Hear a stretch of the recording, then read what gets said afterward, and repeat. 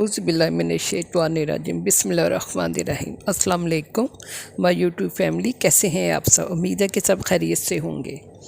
आज मैं जिस टॉपिक पे आपके साथ वीडियो शेयर करूंगी उस टॉपिक का नाम है फ़रिश्तों की हकीकत।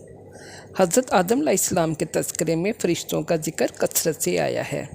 फ़रिश्ते अल्लाह ताला की मखलूक़ात में से एक ख़ास मखलूक हैं जो नूर से पैदा किए गए हैं।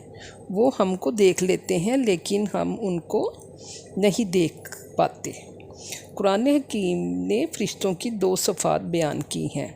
सूरत अल तहरीम की आयत नंबर 6 का तर्जुमा कुछ इस तरह है, अल्लाह जो उन्हें हुक्म देता है उसकी नाफरमानी नहीं करते और जो भी हुक्म इन्हें दिया जाता है उसे बजा लाते हैं। फ़रिश्ते खुदाई इख्तियारात के हामिल नहीं होते। अल्लाह ताला इनके ज़रिए इस अज़ीम शान कायनात का निज़ाम चलाता है। ये सल्तनत इलाही के अहलकार हैं।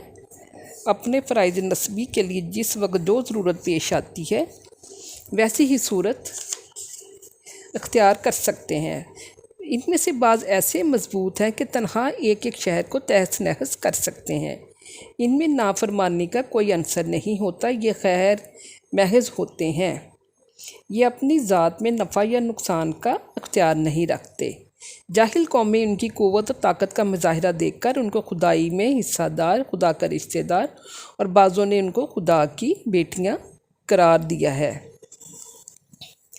चूँकि फ़रिश्तों ने हज़रत आदम अलैहिस्सलाम की तख्लीक पर हैरत का इजहार किया था और उजलत में अल्लाह ताला से ये सवाल भी कर दिया था कि ऐसी मखलूक की गर्ज़ व गायत क्या है जबकि हम तस्बीह और तक़दीस के लिए मौजूद हैं। अल्लाह ताला ने ये जवाब देकर खामोश कर दिया था कि इसकी हिकमत मैं जानता हूँ, तुमको ख़बर नहीं। फ़रिश्तों के सुकूत और अल्लाह ताला के जवाब से वाज़े होता है कि फ़रिश्तों की ये कोई गुस्ताखी वाली बात ना थी, वरना अल्लाह ताला के जवाब का उन्वान ऐसा ना होता। बहरहाल फ़रिश्तों की नज़रों में हज़रत आदम अलैहिस्सलाम का मुकाम ज़ाहिर ना था और अल्लाह ताला की मैशियत थी कि हज़रत आदम अलैहिस्सलाम को फ़रिश्तों पर फ़ौक़ियत दी जाए और इसका इजहार भी कर दिया जाए ताकि जहाँ अल्लाह ताला की हिकमत तख्लीक का मुशाहिदा हो वहाँ फ़रिश्तों का इस्तराफ़ कसूर भी उन्हीं की ज़ुबान से हो जाए। इसके लिए हज़रत आदम अलैहिस्सलाम को अपने सिफ़त इल्म से कुछ हिस्सा अता फरमा दिया जिसको कुरानी ज़ुबान में इल्मुल अस्मा कहा गया है। ये इल्म किन चीज़ों का था कुरान हकीम ने इसकी कोई वजाहत नहीं की है, अलबत्ता अहादीस नबवी में ये वजाहत मिलती है कि इल्म मौजूदात का इल्म था। आलम में जो कुछ भी था उसका नाम और हकीकत बतला दी गई कि इसका ये नाम है और काम ये है। हज़रत आदम अलैहिस्सलाम इस इल्म के हामिल हो गए और सिफ़त इल्म से सरफराज हुए। इसके बाद हज़रत आदम को फ़रिश्तों के सामने लाया गया और सवाल किया गया कि ए फ़रिश्तों, बताओ इन चीज़ों के क्या नाम है और इनकी गर्ज़ व गायत क्या है। अल्लाह ताला का ये सवाल बैना वही सवाल था जिसको फ़रिश्तों ने अल्लाह ताला से किया था, यानी तख्लीक आदम की गर्ज़ व गायत क्या है। फ़रिश्तों के लिए ये बात बिल्कुल नहीं थी और वह इन चीज़ों से कतन नावाकिफ़ थे। फ़ौरन बोल उठे, या इलाही तू हर ऐब से पाक है, हमें तो सिर्फ़ इतना ही इल्म है जो तूने हमें बख्शा है।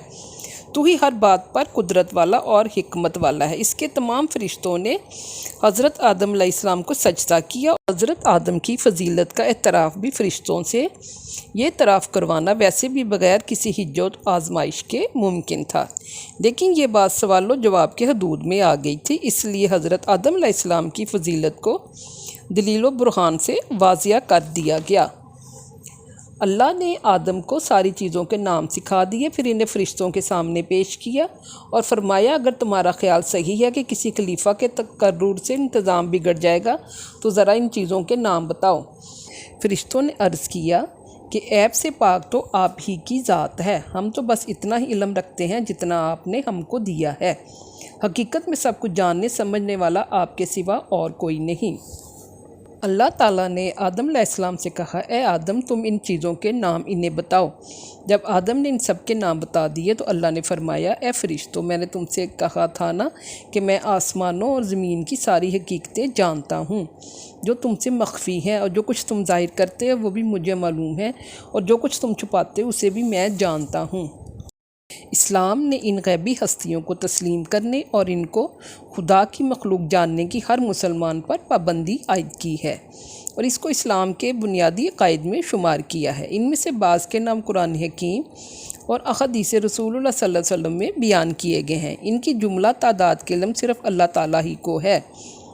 قرآن پاک کی ایک سورت المدثر کی آیت نمبر 31 کا کچھ ترجمہ اس طرح ہے، اور تیرے رب کے لشکروں کو خود اس کے سوا کوئی نہیں جانتا۔